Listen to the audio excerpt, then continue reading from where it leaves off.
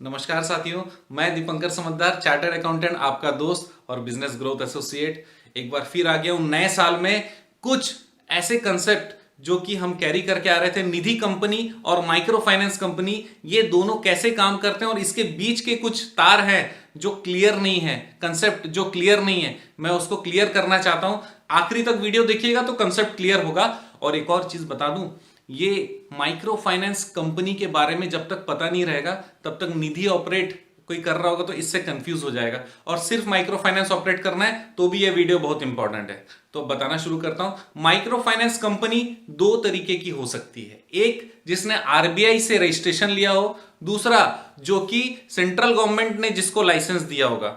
RBI से registration अगर लिया हुआ है तो वो micro finance company for profit company है। फॉर एग्जांपल बंधन माइक्रो फाइनेंस जो आज के डेट में बैंक बन गया, एसएफ माइक्रो फाइनेंस जो आज के डेट में बैंक बन गया, एयू माइक्रो फाइनेंस, ऐसे काफी सारे माइक्रो फाइनेंस कंपनीज हैं जो आज के दिन में बैंक बन गए।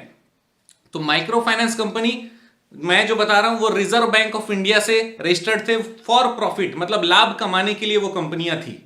अब मैं बता दूं, एक स्पेशल सेक्शन होता है सेक्शन 25 जो कि 1956 कंपनीज एक्ट में हुआ करता था। अब वही कंपनीज एक्ट 2013 जब से हो गया तो उसका नाम हो गया सेक्शन 8 कंपनी। एक बार फिर से, सेक्शन 25 कंपनी हुआ करता था पहले, अब उसका नाम हो गया सेक्शन 8 कंपनी। ये भी इस सेक्शन की कंपनी के तहत भी माइक्रो फाइनेंस कंपनी काम कर सकती है। यह विशेष लाइसेंस है जो कि सेंट्रल गवर्नमेंट देता है। सेंट्रल गवर्नमेंट लाइसेंस देती है पहले, उसके बाद ही कंपनी रजिस्टर्ड होती है। तो यह प्रोसीजर स्पेशली बनाया गया था। सेक्शन 8 कंपनी जो कि पहले सेक्शन 25 हुआ करता था, इसका ऐसे सेक्शन बनाने का गवर्नमेंट का उद्देश्य यह था कि जो फॉर प्रॉफिट काम नहीं कर रहे हैं, मींस ये नॉट फॉर प्रॉफिट ऑर्गेनाइजेशन है, लेकिन उसको कॉर्पोरेट स्ट्रक्चर देने की जरूरत है या ऐसी फैसिलिटी दी जाए, उनके लिए ये है। मैं बहुत बड़ा एग्जांपल दे रहा हूं, मैं खुद उसका अंश हूं। ऐसे सेक्शन 25 कंपनी जो कि अब सेक्शन 8 कंपनी है, institute of chartered accountant of India, जिसका मैं एक फेलो मेंबर हूं, तो मैं गर्व से कह सकता हूं कि हमारी इंस्टीट्यूट भी सेक्शन 25 कंपनी है। Institute of company secretaries of India, ऐसे जो हमारे देश के प्रीमियर नॉन प्रॉफिट ऑर्गेनाइजेशन हैं, ये सेक्शन 25 के अंतर्गत आते हैं। सेक्शन 25 जो पहले हुआ करता था, अब सेक्शन 8 कंपनी है। इसके अंदर में एजुकेशन, सोशल सर्विसेज और ऐसे काफी सारे ऐसे मुद्दे हैं जिस पे काम किया जा सकता है, जिसके लिए स्पेशल लाइसेंस दिया जाता है। उसमें से एक माइक्रो फाइनेंस भी है। तो ये जो माइक्रो फाइनेंस कंपनी होता है, उसमें फिर से बता दूं, गवर्नमेंट सबसे पहले लाइसेंस देती है। लाइसेंस में टर्म्स लिखा रहता है कि क्या क्या आपको करना है, क्या नहीं कर सकते, एटलीस्ट डोंट्स तो लिखा हुआ रहता है। उसके बाद उस लाइसेंस को लेकर हमको मिनिस्ट्री ऑफ कॉर्पोरेट अफेयर में जाना पड़ता है, जाकर तब हम रजिस्ट्रेशन फाइलिंग करते हैं, तब जाकर अप्रूवल आता है। दोस्तों, सेक्शन 8 कंपनी के जो कि नॉन प्रॉफिट ऑर्गेनाइजेशन है, इसके फायदे भी बता रहा हूं, इसके कुछ नियम भी बता रहा हूं।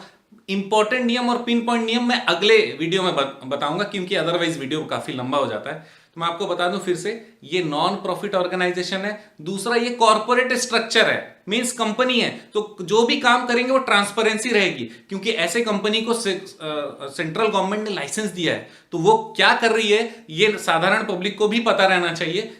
इसीलिए मिनिस्ट्री ऑफ कॉर्पोरेट अफेयर ने और गवर्नमेंट ने मिलकर ये वाली संभावनाएं निकाली थी।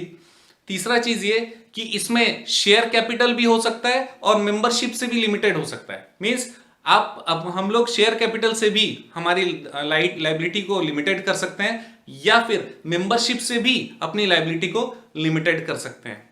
चौथा चीज, यहां पर आपको लोन जो भी देना है उसके अगेंस्ट में नो सिक्योरिटी, कोई सिक्योरिटी लेने का अधिकार नहीं है। तो लोन के अगेंस्ट में कोई भी सिक्योरिटी नहीं ले सकते हैं।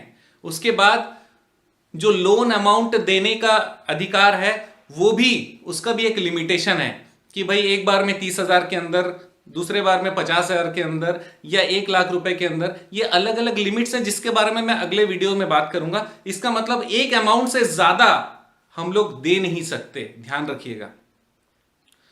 इतना चीज हमारे सेक्शन 8 के लिए बहुत इंपॉर्टेंट है। और मैं एक और चीज बता दूं जहां पे बहुत बड़ा कंफ्यूजन है। सेक्शन 8 में आप पब्लिक से पैसा नहीं ले सकते हैं सर, कहीं से भी पैसा नहीं ले सकते हैं पब्लिक से। आपको सेक्शन 8 कंपनी अगर चलाना है तो उसके लिए मैं उपाय बताता हूं। आपको शेयर कैपिटल अरेंज करना पड़ेगा। शेयर कैपिटल को ही आप यूज कर सकते हैं लोन बांटने के लिए। माइक्रो फाइनेंस का मतलब ही होता है छोटे छोटे लोन। महिलाओं के ग्रुप को आप लोन दे सकते हैं, या फिर छोटे छोटे व्यापारी को छोटे छोटे लोन दे सकते हैं।